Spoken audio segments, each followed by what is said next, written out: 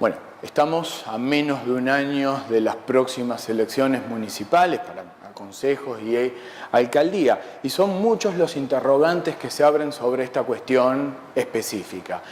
Aquí en la universidad hicimos un trabajo sobre la elección de los últimos 4 alcaldes, tratando de encontrar algunos patrones específicos de comportamiento electoral que nos permitieran comprender un poco mejor cómo es la mecánica de la elección. Y todo esto parte de lo que probablemente podíamos identificar un prejuicio asociado a la elección del alcalde de Cali, que en mi caso particular hace 15 años, cuando me radiqué en la ciudad, surgió la duda en relación a esta afirmación que se planteaba, que es una afirmación típica, que es Agua Blanca es capaz de elegir al alcalde de Cali, de hecho elige el alcalde de Cali.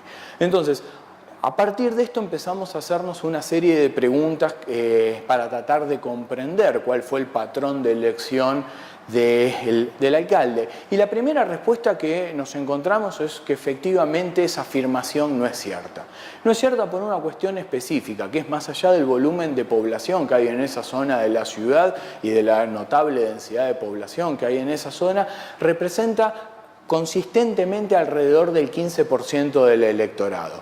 ¿Qué quiere decir? Que aunque votaran de forma perfectamente consistente, no podrían incidir de manera aislada en la elección del alcalde, en este caso específico. La pregunta que siguió a esta, en este caso particular, es, bueno, no es Agua Blanca particularmente, sino son las zonas con población más popular, entre comillas, aquellas que terminan eligiendo el alcalde. Y nuevamente nos encontramos con que eso era extraordinariamente complejo. ¿Por qué? Porque representan los estratos 1 y 2 no más del 50% del electorado, en este caso particular, y es muy difícil que se comporten de forma perfectamente homogénea y a partir de eso que puedan elegir nuevamente de forma aislada al alcalde. Entonces, ¿cuál fue la pregunta en este caso particular? Bueno, ¿cuáles son las combinaciones causales que permitan la elección del alcalde de Cali? Y el primer ejercicio que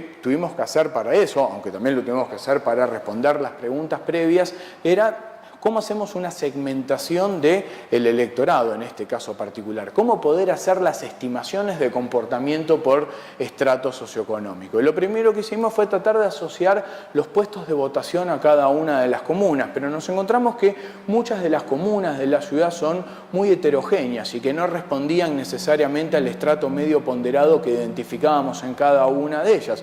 Teníamos que buscar una unidad de análisis más pequeña que la comuna. La intuición natural era lo del barrio, sin embargo, hay muchos más barrios que puestos de votación. Entonces el ejercicio que hicimos en este caso particular fue ubicar cada uno de los puestos de votación en el mapa de la ciudad, es decir, georreferenciarlos y a partir de esto calcular una serie de polígonos dentro de los cuales ubicábamos cada uno de los barrios. A partir de eso lo que calculábamos era el estrato medio ponderado de cada uno de esos polígonos y nos daban estimaciones muchísimo más precisas que la de las comunas. Esencialmente lo que nos encontrábamos era un corredor norte-sur o sur-norte de estratos 4, 5 y 6, el extremo oriente y occidente de la ciudad, esencialmente constituido por estratos 1 y 2 y un centro geográfico de la ciudad claramente con un predominio claro del estrato 3 en este caso particular. A partir de eso lo que vimos es tratar de ver si había un patrón de homogeneidad o no en los comportamientos de cada uno de los estratos y lo que nos encontramos son patrones relativamente homogéneos en el estrato 1 y 2, mucho más homogéneos en los estratos 4, 5 y 6 y mucho más heterogéneo en el estrato 3. Un estrato 3 que no solamente es más heterogéneo desde el punto de vista intraelectoral, es decir, en cada una de la elección, el estrato 3 vota más dividido, por ponerlo de alguna manera, sino también desde el punto de vista interelectoral, es decir, de una elección a otra. A partir de esto, lo que quisimos ver es si cada uno de estos estratos, si esa homogeneidad se reflejaba en el voto por un perfil de candidato específico, y efectivamente ocurría. Y tratamos de definir el perfil de cada uno de los candidatos desde un punto de vista ideológico tradicional, a partir de una clasificación espacial izquierda, centro, derecha. lo que nos encontramos claramente que esa clasificación no aplicaba a la elección de los alcaldes de Cali, y empezamos a buscar otro tipo de categorías. La que mejor encajó para hacer la clasificación fue una categoría proveniente de la sociología política, que es la pertenencia o no a una élite social. Y vale aclarar élite social y no élite política, en este caso específico, a la que obviamente pertenecen todos los candidatos. Y la clasificación a esta élite social la hacíamos a partir de la revisión de cada uno de los candidatos y ver si cada uno de ellos contaba con 4 tipos de capitales, que eran un capital económico, un capital simbólico, un capital cultural, y a partir de esto veíamos el capital social de cada uno de ellos. Si estos candidatos de alguna manera coincidían en todos estos tipos de capital, lo poníamos dentro de la categoría élite, si no lo incluíamos dentro de la categoría no élite. Tenemos que partir de una premisa, que esta categoría es imperfecta, especialmente por una razón, que es la categoría no élite la podemos interpretar como una categoría residual, que define a los candidatos no élite, no ser parte de la élite. Y lo que nos encontramos es que es fuertemente heterogénea. Hay muchas diferencias en los candidatos que caían dentro de ellas. Aún así, consideramos que fue el mejor subóptimo a la hora de establecer la clasificación. Lo que nos encontrábamos entonces era un patrón regular de comportamiento donde los candidatos élites eran los candidatos favoritos de los estratos 4, 5 y 6, los candidatos no élite eran los candidatos favoritos de los estratos 1 y 2, y como decía, el comportamiento del estrato 3 es mucho más heterogéneo, no solamente desde un punto de vista intraelección, sino también desde un punto de vista interelección, es decir, desde un punto de vista diacrónico. Ahora, lo que nos encontramos rápidamente también es que esta clasificación, esta estimación que hicimos por estrato socioeconómico no alcanzaba para explicar la elección del alcalde. Lo que nos encontramos que también como una variable muy relevante era el nivel de fragmentación de cada uno de los segmentos de candidatura. Entonces, lo que empezamos a ver a través de un indicador clásico denominado número efectivo de candidatos, en este caso particular, era ver si el segmento élite y el segmento no élite estaban o no estaban fragmentados. Y ahí empezamos a armar mucho más precisamente el rompecabezas. Primer punto importante para tener en cuenta en este sentido.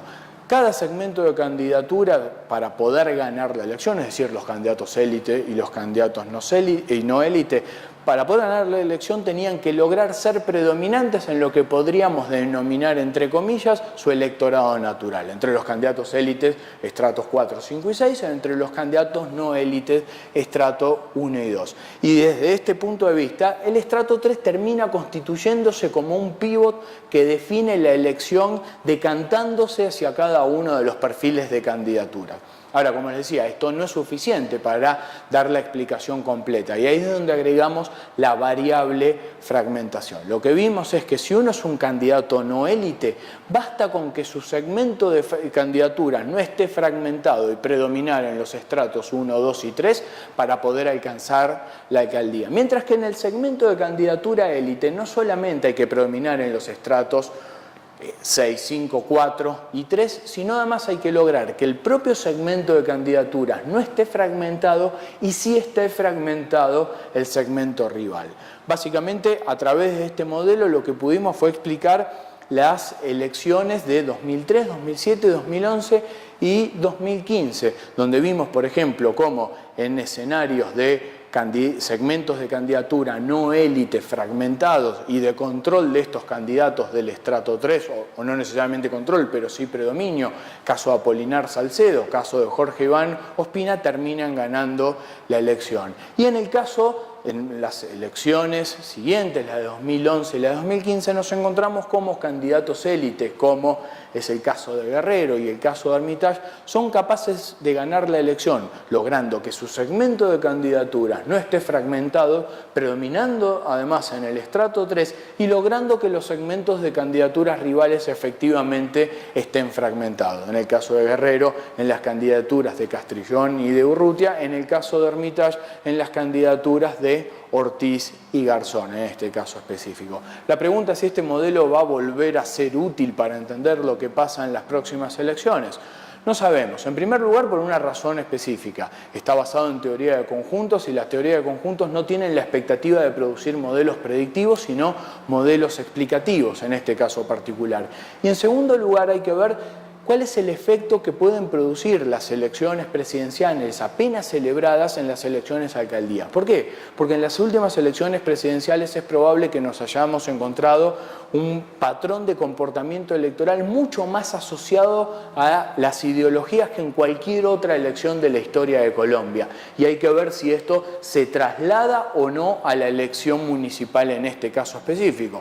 ¿Va a pasar? ¿No va a pasar? No lo sabemos, pero podría producirse una inercia, entre comillas, por ponerlo de algún modo, ideológico, que rompa con el patrón élite y no élite en este caso específico de las candidaturas y empieza a mostrar un perfil de candidaturas mucho más asociados a el posicionamiento ideológico de los candidatos.